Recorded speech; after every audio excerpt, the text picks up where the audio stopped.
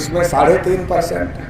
ब्राह्मणों ने सोचा अकेले तो इनका मुकाबला 3.5% के लोग इस देश के मूल निवासियों का मुकाबला कैसे कर लेंगे। ब्राह्मण 3.5% है और डीएनए रिपोर्ट ने साबित कर दिया कि ब्राह्मण यूरेशिया का रहने वाला है, विदेशी है। वो विदेशी है, 3.5% है, तो 3.5% विदेशी ब्राह्मणों ने सोचा कि इस देश की 90% आबादी का मुकाबला कैसे 3.5% के लोग कर सकते। कर नहीं सकते तो इनको जाति में बांटो और जाति जाति के नाम पर आपस में लड़ा दो। तो यादव कुर्मी से लड़ रहा है, कुर्मी यादव से लड़ रहा है, यादव कुर्मी से कोयरी लड़ रहा है, कोयरी से निषाद लड़ रहा है, निषाद से राजभर लड़ रहा है, राजभर से चौहान लड़ रहा है। जाति जाति में हम लोग लड़ रहे हैं ना। ओबीसी एससी से लड़ रहा है, एससी ओबीसी से लड़ रहे हैं। तो जब हम आपस में लड़ने से फुर्सत पाएंगे तब ना दुश्मनों से लड़ेंगे। आपस में लड़ने से फुर्सत मिले तब। हमको आपस में लड़ने में इतना उलझा दिया है कि हम दुश्मनों से लड़ने का फुर्सत ही नहीं है हमारे पास। कैसे? और ये सारा का सारा झगड़ा ब्राह्मण लगाता है। कैसे? अभी 2017 चुनाव के पहले बड़ी अफवाह चली थी, सब यादव ले गए। चली थी कि नहीं चली थी? तो जितने भी कुर्मी कोयरी निषाद राजभर चौहान थे उन लोगों ने कहा यार सब यादव ले गए, अब की जो है बीजेपी को लाना यही देगी हमको सर। क्योंकि उनको पढ़ाया गया भैया जब अखिलेश यादव की सरकार होती है तब तो मुलायम सिंह की सरकार होती तो ओबीसी का कोटा सब यादव ले लेते हैं, और जब बीजेपी की सरकार होगी तब तो तुमको मिलेगा, तब किसको मिलेगा। तो हमारे लोगों ने कहा कि अब बीजेपी की सरकार लाना है, और बीजेपी की सरकार लाया तो अब कोटा ही नहीं बचेगा तो रिजर्वेशन कहाँ लोगे भाई। कोटा कहाँ है, सरकारी जगह है ना। तो कोई सरकारी चीज नरेंद्र मोदी बचने दे रहे हैं, सब तो बेच दे रहे हैं। जब कोटा ही नहीं बचेगा तो रिजर्वेशन कहाँ से लोगे। तो हमारे लोगों को समझने की जरूरत है। कौवा कान ले गया, कान नहीं देखते, कौवे को देखते कौन सी पेड़ पे बैठा है। उन्होंने कहा ले गए, हमारे लोगों ने मान लिया ले गए, कोटा पूरा ही नहीं हुआ। ब्राह्मण जब यादव के घर में जाता है तो यादव को क्या कहता है पता है? यादव जी आपका बड़ा लड़का क्या करता है? यादव जी कहते हैं हमारा बड़ा लड़का दूध बेचता है। तो कहता आपका छोटा लड़का क्या करता है? कहते हैं वो भी दूध ही बेचता है। तो पंडित जी कहते हैं कि यादव जी नौकरी वोकरी नहीं मिली आपके बच्चे को? यादव जी कहते हैं पंडित जी बड़ी बेरोजगारी है, नौकरी कहाँ से मिलेगी? तो पंडित जी कहते हैं बेरोजगारी क्यों है तुम्हारे लिए पता है? पंडित जी कहते, यादव जी कहते नहीं पता। नहीं पता? अरे पटेल जी को नहीं देख रहे हो? 3 ईंट भट्ठा है उनके पास, 3 बच्चे, तीनों नौकरी में है। तो यादव लोगों को नौकरी इसलिए तो नहीं मिल रही है, यादव की नौकरियों पर पटेलों ने कब्जा कर लिया है। अब यादव जी को लगता पंडित जी तो बहुत अच्छी बात कर रहे हैं, खुश हो जाते हैं। घी वो देते हैं, दूध तो पहले ही पिलाते हैं, दही तो खिलाते ही है, घी भी बांध के देते हैं। पंडित जी घर भी ले जाए, घी वो बांध के यादव जी के घर से जब निकलते हैं तो गरीब पटेल जी के यहाँ पंडित जी पहुंच जाते हैं और पटेल जी को पूछते आपका बड़ा लड़का क्या करता है? पटेल जी कहते पंडित जी खेती करता है। अच्छा छोटा वाला क्या करता है? कहते वो भी खेती करता है। अच्छा दोनों खेती, नौकरी नहीं मिली क्या? बोले नौकरी कहाँ मिलती, बड़ी बेरोजगारी है, तो बिजनेस ही करवा देते। तो पटेल जी कहते पंडित जी पैसे नहीं है, पैसे के बगैर तो बिजनेस होता नहीं। अच्छा तो तुम्हारे पास नौकरी नहीं है, व्यवसाय नहीं, क्यों नहीं है पता है? बोलते नहीं पता। नहीं पता? मुलायम सिंह यादव कई बार मुख्यमंत्री रहे, ये बात पता है कि नहीं पता है? पटेल जी कहते नहीं ये बात तो पता है, मुलायम सिंह यादव कई बार मुख्यमंत्री रहे, उनके लड़के अखिलेश यादव भी रहे, ये भी पता होगा। पटेल जी कहते हाँ ये भी पता है। तो मुलायम सिंह और अखिलेश यादव ने मिलकर सारी नौकरियां यादव को दे दिया, तो पटेल को कहां से मिलेगा? पटेल को यादव के विरोध में भड़काया, यादव को पटेल के विरोध में भड़काया, और पटेल जी भी खुश हो जाते हैं, वो भी दान दक्षिणा देते। गठरी बात के फिर मौर्य जी के यहाँ आ गया, और मौर्य जी के यहाँ आ गया तो मौर्य जी को कहा कि मौर्य जी ओबीसी का जितना कोटा है यादव और पटेल ने तो कब्जा कर लिया, तुमको तो कुछ मिल नहीं रहा है। अब ब्राह्मण ये नहीं बताता कि ओबीसी की संख्या 52% है। हम ब्राह्मणों ने 52 को 27 दिया, मतलब जिसको 52 रोटी की भूख है उसको 27 रोटी दिखाया और केवल 6 रोटी खिलाया, बाकी तो खिलाया नहीं है, तो बताते नहीं। और मौर्य जी को यादव कुर्मी दोनों के विरोध में भड़काते कि ये लोग खा गए इसलिए नहीं मिल रहा है। फिर वही पंडित जी निकलते हैं तो चौहान के यहाँ, राजभर के यहाँ, निषाद के यहाँ पहुँच जाते हैं। और कहते कि यादव कुर्मी मौर्य ने मिलकर सारा आरक्षण खा लिया, उनको उनसे लड़ाने का काम करते हैं। फिर वही पंडित जी गौतम जी के यहाँ पहुंच जाते हैं और गौतम जी को कहते, गौतम जी जय भीम। गौतम जी खुश हो जाते हैं, अरे पंडित जी जय भीम बोल रहे, कितनी बड़ी बात हो गई। तो गौतम जी कहते आइए आइए पंडित जी आइए आइए। अपनी बीवी को कहते हैं भाई चारपाई निकाल और पानी ले आ पंडित जी के लिए और चाय भी रख दे। तो गौतम जी खुश हो जाते, पंडित होके जय भीम बोल रहे हैं। तो गौतम जी चाय भी पिलाते हैं, पानी भी पिलाते हैं। जय भीम पंडित बोलता है तो ज्यादा खुश हो जाते, क्योंकि गौतम जी को पता नहीं है कि पंडित जी तो प्रधानी का चुनाव लड़ना चाहते हैं, जय भीम बोले बगैर वोट तो मिलने वाला नहीं है, इसलिए जय भीम बोल रहे हैं। ये तो गौतम जी को राजनीति तो समझ में आती नहीं। तो पानी खाना खाने के बाद पंडित जी गौतम जी को कहते हैं, गौतम जी देखो हम ब्राह्मण हैं, तुम चमार हो, लेकिन हमें ये सब छुआछूत मानना बंद कर दिए। बाबा साहब अम्बेडकर कितने विद्वान आदमी थे, हम लोग समझ गए इसलिए ना जय भीम बोलते हैं। लेकिन गौतम जी ये यादव लोग कब सुधरेंगे, कभी जय भीम बोलते हैं क्या? ये पटेल लोग कब सुधरेंगे, चौरसिया कब सुधरेंगे, चौहान कब सुधरेंगे, मौर्य कब सुधरेंगे? ये नहीं सुधरने वाले हैं, तो बाबा साहब को मानते ही नहीं। तुम्हारे असली दुश्मन तो यही है, बाबा साहब का नाम ही नहीं लेते। और अगर गलती से कोई यादव कुर्मी कोयरी जय भीम बोल दे तो पंडित उसके कान में जाकर कहता, क्या कहता, चमार हो गए क्या, चमार हो गए क्या? तो वो सोचता है, यादव कुर्मी कोयरी सोचता है कि अरे जय भीम बोलने से साला यादव कुर्मी कोयरी से डायरेक्ट चमार पे चले जाएंगे, डिमोशन हो जाएगा। और छोड़ो झंझट में मत पड़ो, जय भीम मत बोलो। जो बोलता है उसको भी भड़काता है और ना बोलने पर गौतम जी के यहाँ बैठकर ओबीसी के खिलाफ लड़ाई लगाने का काम करता है। फिर वही ब्राह्मण खटिक के यहाँ चला जाता, पासी के यहाँ चला जाता और क्या कहता, अरे चमारों ने तो शेड्यूल कास्ट का सारा आरक्षण ले लिया, इसलिए तो तुम लोगों को कुछ नहीं मिल रहा है ना। तो शेड्यूल कास्ट में भी लड़ाई लगाने का काम करता है। और एक जगह अगर सारे लोग मिल जाए तो ब्राह्मण क्या कहता है, अरे तुम लोगों को कुछ दिखाई पड़ रहा है क्या? तो हमारा आदमी कहता हमें तो कुछ नहीं दिखाई दे रहा है। बोलता कुछ नहीं दिखाई दे रहा है। हमारा आदमी कहता हमें तो कुछ नहीं दिखाई दे रहा। नहीं कुछ नहीं दिखाई। अच्छा नहीं दिखाई दे रहा, नहीं दिखाई दे। तो ये भी नहीं दिखाई दे रहा कि एक मुसलमान 14 बच्चे पैदा कर रहे हैं। हमारा आदमी कहता अच्छा ऐसी बात है क्या कि एक मुसलमान 14 बच्चे पैदा कर रहे? तो ब्राह्मण कहता 14 ही नहीं पैदा कर रहे हैं, वो दिन दूर नहीं है जब देश पर मुसलमानों का कब्जा हो जाएगा, सारे हिंदू गुलाम हो जाओ। तो क्या होता है, जो 3.5% का ब्राह्मण, अगर हम लोग संगठित हो जाते तो उससे मुकाबला करते। हमको पहले आपस में लड़ाया, पहले हमको आपस में लड़ाया ताकि हम आपस में चर्चा ना करें। जब यादव कुर्मी को दुश्मन मान लेगा, कुर्मी यादव को दुश्मन मान लेगा, मौर्य यादव कुर्मी दोनों को दुश्मन मान लेगा, चौहान निषाद राजभर यादव कुर्मी मौर्य तीनों को दुश्मन मान लेंगे, तो आपस में इकट्ठा नहीं होंगे। शेड्यूल कास्ट वाला ओबीसी को दुश्मन मान लेगा तो वो आपस में इकट्ठा नहीं। पहले तो हमको तोड़ा, लेकिन अब उसको तो सबका वोट लेना है, तो सबका वोट लेने के लिए सबको मुसलमानों के खिलाफ भड़का दिया। कितना शातिर है आपको समझना चाहिए। 3.5% जिसकी संख्या है उसने सबको तोड़ा पहले, और फिर सबका वोट लेने के लिए सबको मुसलमानों के खिलाफ भड़का दिया। अब यादव कुर्मी से नहीं बोलेगा, कुर्मी यादव से नहीं बोलेगा, मौर्य यादव कुर्मी दोनों से नहीं बोलेगा, लेकिन वोट पंडित जी को सब दे देंगे। जो आपस में लड़ रहे हैं वो सब मुसलमानों के विरोध में पंडित जी को वोट दे देंगे। तो जो 3.5% का ब्राह्मण गांव में पंच और सरपंच का चुनाव नहीं जीत सकता, वो हमको आपस में लड़ाकर और फिर मुसलमानों के खिलाफ में भड़काकर देश और प्रदेश की पंचायत पर कब्जा कर लेता। फिर हमारी जनगणना नहीं करता, हमको हमारी संख्या के अनुपात में हिस्सा नहीं देता, और क्या कहता मुसलमानों का कब्जा हो जाएगा। मुसलमानों का कब्जा कहीं नहीं है। देश की विधायिका पर जब कांग्रेस जाती है तो बीजेपी आती है, और जब बीजेपी जाती है तो कांग्रेस आती है। कांग्रेस भी मुसलमानों की पार्टी नहीं है, ब्राह्मणों की पार्टी है, और बीजेपी भी ब्राह्मणों की पार्टी है।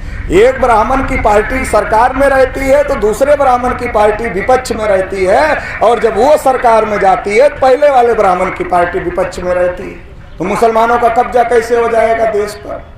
शरद यादव जी जब राज्यसभा सांसद थे तो उन्होंने पार्लियामेंट में सवाल किया, तो पार्लियामेंट में कार्मिक मंत्रालय ने लिख करके शरद जी को जवाब दिया कि 80% क्लास 1 क्लास 2 की नौकरियों पर ब्राह्मण और तत्सम ऊंची जाति के लोगों का कब्जा है, मतलब वहां भी मुसलमानों का कब्जा नहीं। हाई कोर्ट और सुप्रीम कोर्ट में बाबू और चपरासी बनने के लिए परीक्षा होती है, लेकिन जज बनने के लिए कोई परीक्षा नहीं होती। खानदानी जज बन गए, उनका नाना जज था जज बन गए, उनका बाबा जज था जज बन गए, उनका चाचा जज था जज बन गए, उनका बाप जज था जज बन गए। एक जाति के ब्राह्मण लोगों का कब्जा है हाई कोर्ट और सुप्रीम कोर्ट पर, वहां भी मुसलमानों का कब्जा नहीं। मीडिया जितना अखबार चैनल आप देख रहे हो, अगर इस पर मुसलमानों का कब्जा होता तो मुसलमानों के विरोध में नफरत क्यों फैलाते? इस पर सब पर ब्राह्मणों का कब्जा है। इसका मतलब यह है कि हमें बेवकूफ बनाया गया, हमें डर मुसलमानों का दिखाया गया, लेकिन कब्जा ब्राह्मणों ने कर लिया। हमें डर मुसलमानों को, क्योंकि जब मुसलमानों का डर दिखाया जाए तभी ना वो अपने को हिंदू मानेंगे। उसके पहले तो हिंदू मानेंगे नहीं, उसके पहले तो हम कहेंगे पंडित जी तुमने हमें अछूत बनाया, तो हमारे गिलास में पानी नहीं पीते, खाना नहीं खाते, हम तुमको वोट क्यों दें? तुमने हमको शूद्र बनाया, अधिकार वंचित किया, हम तुमको वोट क्यों दे? तुमने हमें जंगलों में रहने के लिए मजबूर किया, हम तुमको वोट क्यों दे? तब तो हम वोट देंगे नहीं। लेकिन हम इस देश के मूल निवासी हैं, इसलिए देश से हमको प्रेम है। जब वो देश की बात बीच में लाते हैं कि देश पर मुसलमानों का कब्जा हो जाएगा, और वो ये बताते हैं मुसलमान विदेशी है, तो हमको लगता है यार विदेशी कैसे देश पर कब्जा कर ले? तो हम उनके पीछे देश को बचाने के चक्कर में खड़े हो जाते, क्योंकि देश से हमारी संवेदना जुड़ी हुई है। देश हमारा है तो देश से हमारी संवेदना जुड़ी हुई।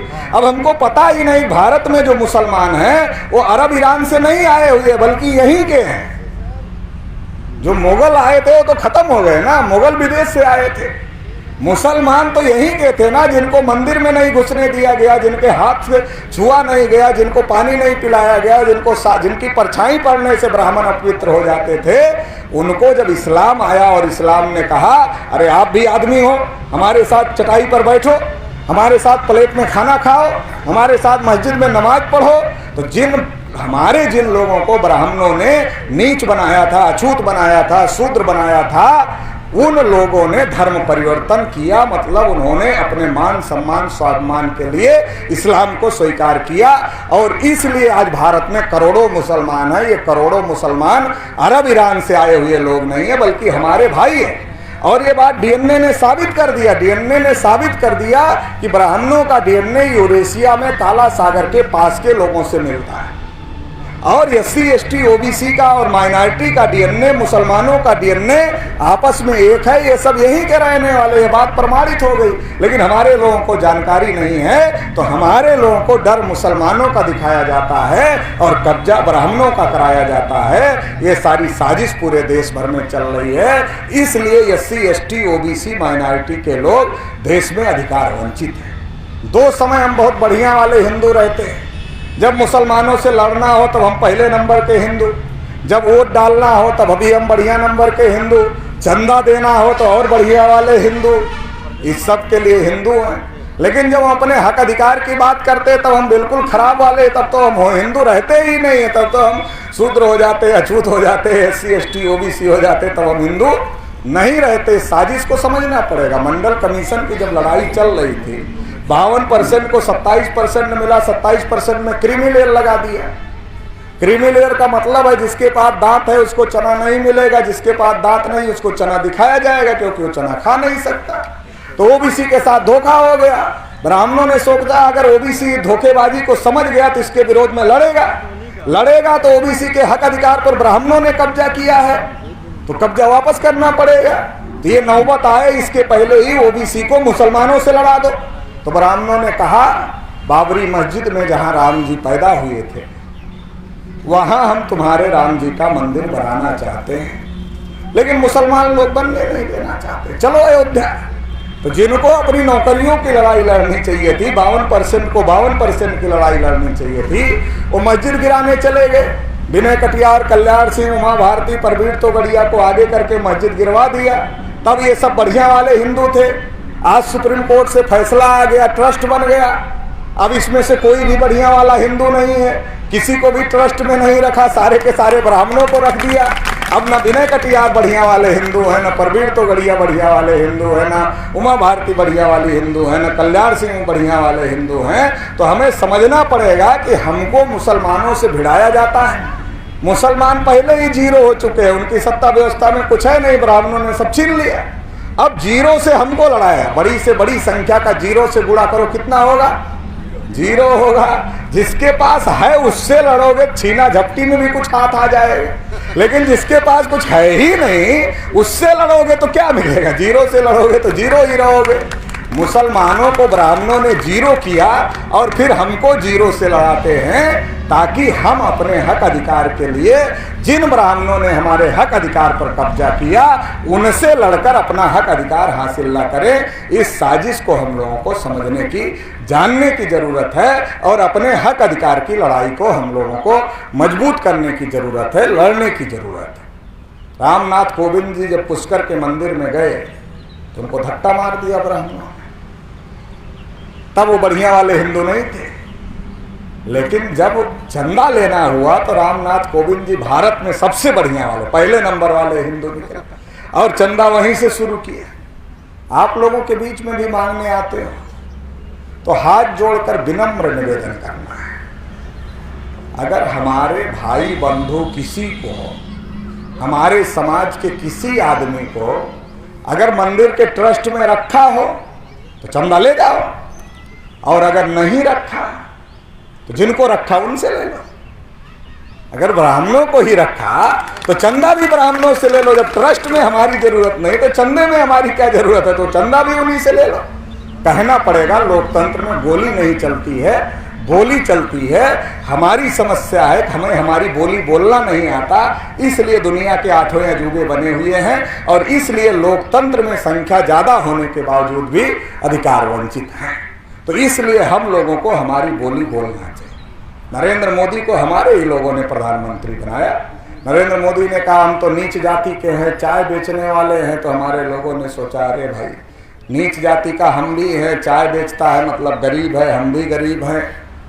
पिछड़ी जाति का है नरेंद्र मोदी, तो इसको बना तो बना दिया। जानवरों की गिनती का आदेश दिया, पिछड़ों की गिनती का आदेश ही नहीं दिया। 314 ओबीसी के बच्चों की नियुक्ति को रोक दिया, जो यूपीएससी का आईएएस की परीक्षा पास किए थे। ओबीसी के बच्चों का वजीफा रोक दिया, बजट में ओबीसी को हिस्सा नहीं दिया, और जो नीट की परीक्षा अभी हो रही मेडिकल का राष्ट्रीय लेवल पर टेस्ट, उसमें ओबीसी को रिजर्वेशन ही नहीं दिया। नतीजा ये हो गया कि जनरल कास्ट का पंडित ठाकुर के बच्चे कम नंबर लाकर एमबीबीएस कर रहे हैं, ओबीसी के बच्चे उनसे ज्यादा नंबर लाकर एमबीबीएस नहीं पा रहे हैं। तो हमारे लोगों ने नरेंद्र मोदी पर क्यों विश्वास किया? अपने मन से नहीं। ब्राह्मणों ने कहा तो अवतार पुरुष है, यही कुछ कल्याण करेगा, दुष्टों का नरसंहार करेगा। तो हमारे लोग तो ब्राह्मणों की बात ही मानते, अपने की बात तो सुनते नहीं, मानते नहीं। तो ब्राह्मणों की बात सुनकर नरेंद्र मोदी को लाया, तो नरेंद्र मोदी आज सत्यानाश कर रहा है। नरेंद्र मोदी ने कसम खाया है कि देश तो नहीं बिकने दूंगा, मगर बीएसएनएल नहीं बचने दूंगा, रेलवे नहीं बचने दूंगा, लाल किला नहीं बचने दूंगा, कोई एयरपोर्ट रेलवे स्टेशन नहीं बचने दूंगा, देश नहीं बिकने दूंगा। लेकिन देश में कुछ भी नहीं बचने दूंगा जो देश का हो। देश नहीं बिकने दूंगा, मगर देश में कुछ नहीं बचने दूंगा जो देश के नाम पर हो। सब अडानी अंबानी के नाम करके जाओ। नरेंद्र मोदी के सामने समस्या खड़ी हो गई, जो चीजें सरकारी है वो तो हम अडानी अंबानी को दे सकते हैं, लेकिन किसानों की जमीन तो सरकारी नहीं है, तो इसको अडानी अंबानी को कैसे दें? तो उसके लिए 3 कानून बना दिए, और 3 कानून बना दिए। उसका रिजल्ट आखिर में यही आएगा कि किसानों की जमीन पर अडानी और अंबानी का कब्जा हो जाएगा। किसान अपने ही खेत में मजदूर हो जाए। मजदूर पहले से ही मजदूर है, किसान भी मजदूर हो जाएगा। मजदूरी का घंटा 8 से बढ़ाकर 12 घंटा करने की तैयारी में है मोदी जी।